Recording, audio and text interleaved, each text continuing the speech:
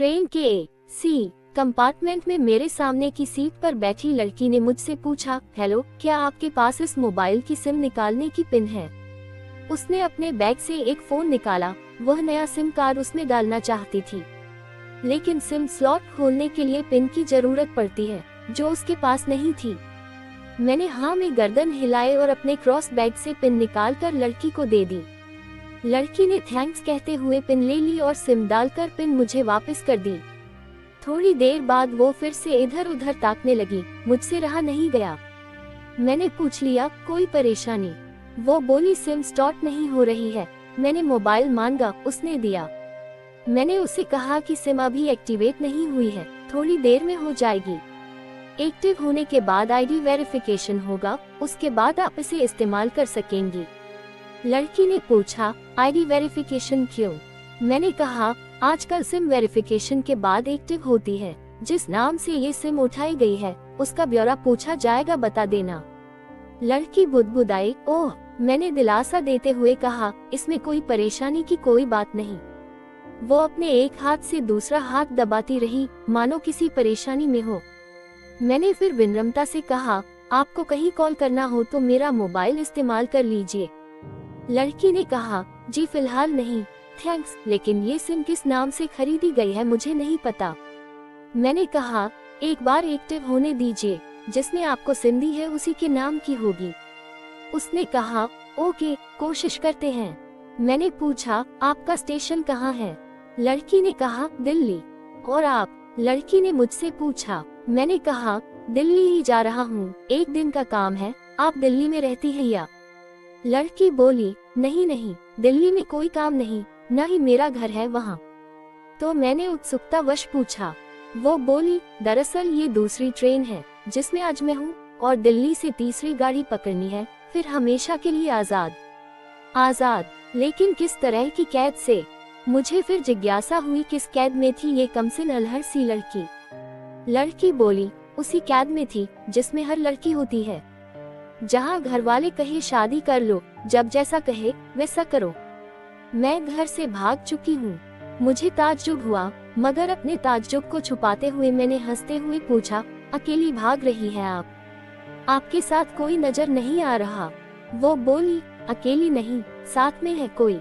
कौन? मेरे प्रश्न खत्म नहीं हो रहे थे। दिल्ली से एक और ट्रेन पकड़ूंगी, फिर अगले स्टेशन पर वो जनाब मिलेंगे, और उसके बाद हम किसी को नहीं मिलेंगे। ओह, तो ये प्यार का मामला है? उसने कहा, जी। मैंने उसे बताया कि मैंने भी लव मैरिज की है। ये बात सुनकर वो खुश हुई, बोली, वाओ, कैसे, कब? लव मैरिज की बात सुनकर वो मुझसे बात करने में रुचि लेने लगी। मैंने कहा, कब, कैसे, कहाँ? वो मैं बाद में बताऊंगा, पहले आप बताओ आपके घर में कौन कौन है? उसने होशियारी बरतते हुए कहा, वो मैं आपको क्यों बताऊं? मेरे घर में कोई भी हो सकता है, मेरे पापा माँ भाई बहन, या हो सकता है भाई ना हो सिर्फ बहनें हो, या ये भी हो सकता है कि बहनें ना हो और 2 या 4 गुस्सा करने वाले बड़े भाई हो। मतलब मैं आपका नाम भी नहीं पूछ सकता? मैंने काउंटर मारा। वो बोली, कुछ भी नाम हो सकता है मेरा, टीना, मीना, रीना, कुछ भी। बहुत बातूनी लड़की थी वो। थोड़ी इधर उधर की बातें करने के बाद उसने मुझे टॉफी दी, जैसे छोटे बच्चे देते हैं क्लास में। बोली, आज मेरा बर्थडे है। मैंने उसकी हथेली से टॉफी उठाते बधाई दी और पूछा, कितने साल की हुई हो? वो बोली, 18। मतलब भागकर शादी करने की कानूनी उम्र हो गई आपकी? वो हंसी। कुछ ही देर में काफी फ्रैंक हो चुके थे हम दोनों, जैसे बहुत पहले से जानते हो एक दूसरे को। मैंने उसे बताया कि मेरी उम्र 35 साल है, यानी 17 साल बड़ा हूँ। उसने चुटकी लेते हुए कहा, लग तो नहीं रहे हो। मैं मुस्कुरा दिया। मैंने उससे पूछा, तुम घर से भाग कर आए हो, तुम्हारे चेहरे पर चिंता के निशान जरा भी नहीं है। इतनी बेफिक्री मैंने पहली बार देखी। खुद की तारीफ सुनकर वो खुश हुई। बोली, मुझे उन जनाब ने, मेरे लवर ने पहले से ही समझा दिया था कि जब घर से निकलो तो बिल्कुल बिंदास रहना, घर वालों के बारे में बिल्कुल मत सोचना, बिल्कुल अपना मूड खराब मत करना, सिर्फ मेरे और हम दोनों के बारे में सोचना, और मैं वही कर रही हूँ। मैंने फिर चुटकी ली। कहा, उसने तुम्हें मुझ जैसे अनजान मुसाफिरों से दूर रहने की सलाह नहीं दी? उसने हंसकर जवाब दिया, नहीं, शायद वो भूल गया होगा ये बताना। मैंने उसके प्रेमी की तारीफ करते हुए कहा, वैसे तुम्हारा बॉयफ्रेंड काफी टैलेंटेड है। उसने किस तरह से तुम्हें अकेले घर से रवाना किया, नई सिम और मोबाइल दिया, 3 ट्रेन बदलवाए ताकि कोई ट्रैक ना कर सके। वेरी टैलेंटेड पसंद। लड़की ने हामी भरी, बोली बहुत टैलेंटेड है वो, उसके जैसा कोई नहीं।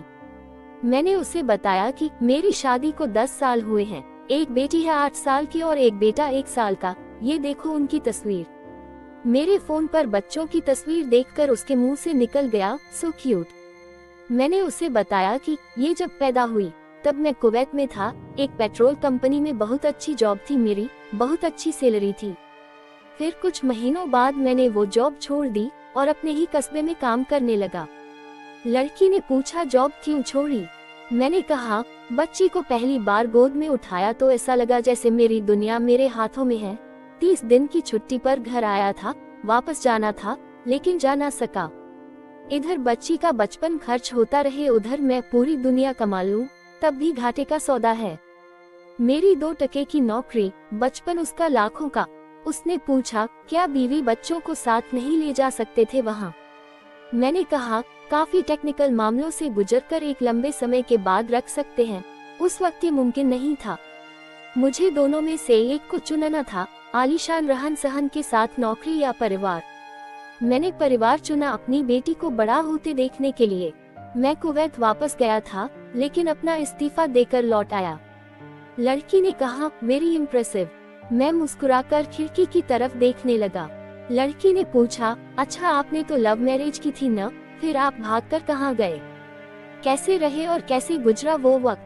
उसके हर सवाल और हर बात में मुझे महसूस हो रहा था कि ये लड़की लकुड़ेपन के शिखर पर है, बिल्कुल नासमझ और मासूम छोटी बहन सी। मैंने उसे बताया कि हमने भागकर शादी नहीं की और ये भी है कि उसके पापा ने मुझे पहली नजर में सख्ती से रिजेक्ट कर दिया था। उन्होंने आपको रिजेक्ट क्यों किया? लड़की ने पूछा। मैंने कहा, रिजेक्ट करने का कुछ भी कारण हो सकता है, मेरी जाति, मेरा काम, घर परिवार। बिल्कुल सही। लड़की ने सहमति दर्ज कराए और आगे पूछा, फिर आपने क्या किया?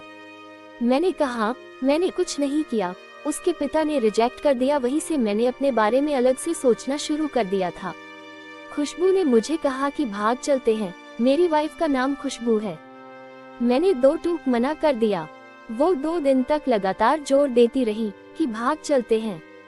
मैं मना करता रहा। मैंने उसे समझाया कि भागने वाले जोड़े में लड़के की इज्जत पर कोई खास फर्क नहीं पड़ता, जबकि लड़की के पूरे कुल की इज्जत धुल जाती है।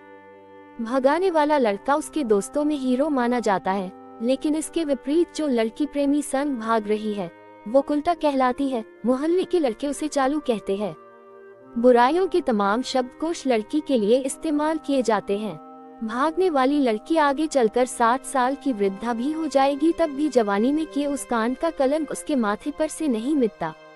मैं मानता हूँ कि लड़का लड़की को तौलने का ये दोहरा मापदंड गलत है, लेकिन हमारे समाज में है तो ये नजरिया गलत है, मगर सामाजिक नजरिया यही है। वो अपने नीचे का होंठ दांतों तले पीसने लगी। उसने पानी की बोतल का ढक्कन खोलकर एक घूंट पिया। मैंने कहा, अगर मैं उस दिन उसे भगा ले जाता तो उसकी माँ तो शायद कई दिनों तक पानी भी ना पीती, इसलिए मेरी हिम्मत ना हुई कि ऐसा काम करूं। मैं जिससे प्रेम करूं, उसके माँ बाप मेरे माँ बाप के समान ही है, चाहे शादी ना हो तो ना हो। कुछ पल के लिए वो सोच में पड़ गई, लेकिन मेरे बारे में और अधिक जानना चाहती थी। उसने पूछा, फिर आपकी शादी कैसे हुई?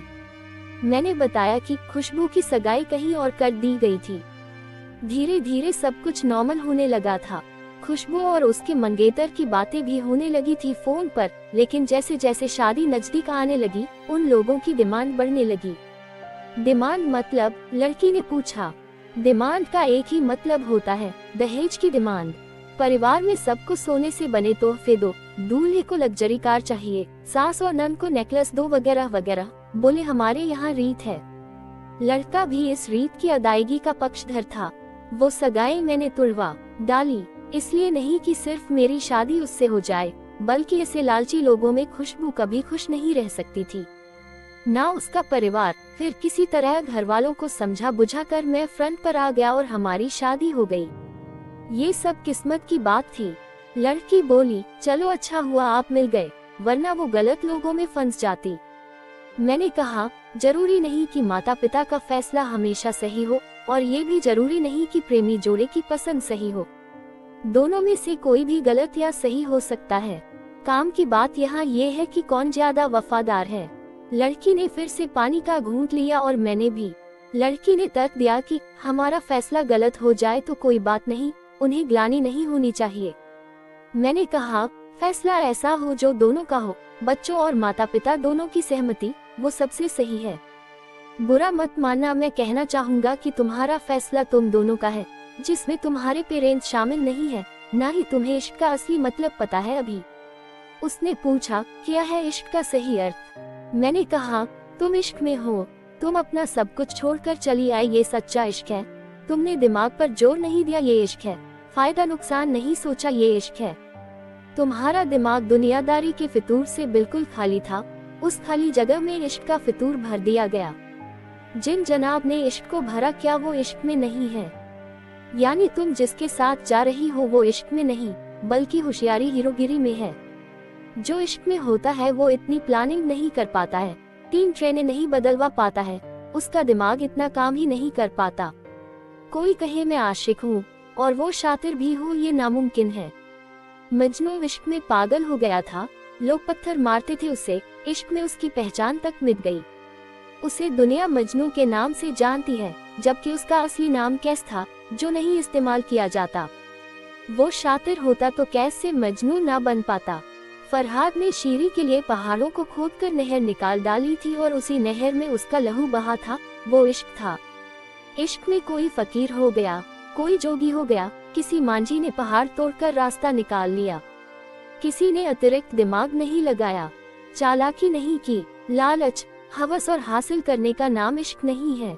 इश्क समर्पण करने को कहते हैं, जिसमें इंसान सबसे पहले खुद का समर्पण करता है, जैसे तुमने किया। लेकिन तुम्हारा समर्पण हासिल करने के लिए था, यानी तुम्हारे इश्क में लालच की मिलावट हो गई।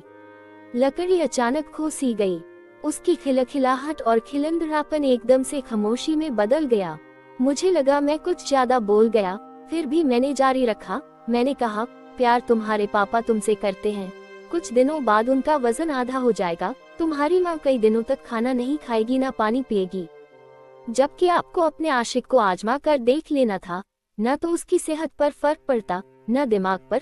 वो अक्लमंद है, अपने लिए अच्छा सोच लेता।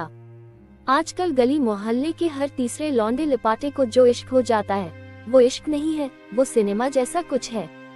एक तरह की स्टंटबाजी, डेयरिंग, अलग कुछ करने का फितूर, और कुछ नहीं। लड़की का चेहरे का रंग बदल गया, ऐसा लग रहा था वो अब यहाँ नहीं है, उसका दिमाग किसी अतीत में टहलने निकल गया है। मैं अपने फोन को स्क्रॉल करने लगा, लेकिन मन की इंद्री उसकी तरफ थी। थोड़ी ही देर में उसका और मेरा स्टेशन आ गया। बात कहाँ से निकली थी और कहाँ पहुँच गई। उसके मोबाइल पर मैसेज टोन बजी, देखा सिम एक्टिवेट हो चुकी थी। उसने चुपचाप बैग में से आगे का टिकट निकाला और फाड़ दिया। मुझे कहा एक कॉल करना है, मैंने मोबाइल दिया। उसने नंबर डायल करके कहा, सॉरी पापा, और सिस्क सिस्क कर रोने लगी। सामने से पिता भी फोन पर बेटी को संभालने की कोशिश करने लगे। उसने कहा, पिताजी आप बिल्कुल चिंता मत कीजिए, मैं घर आ रही हूँ। दोनों तरफ से भावनाओं का सागर उमड़ पड़ा। हम ट्रेन से उतरे, उसने फिर से पिन मांगी, मैंने पिन दी। उसने मोबाइल से सिम निकाल कर तोड़ दी और पिन मुझे वापस कर दिया। तो दोस्तों, इस कहानी से पता चलता है कि माता पिता से ज्यादा तुम्हें दुनिया में कोई प्यार नहीं करता।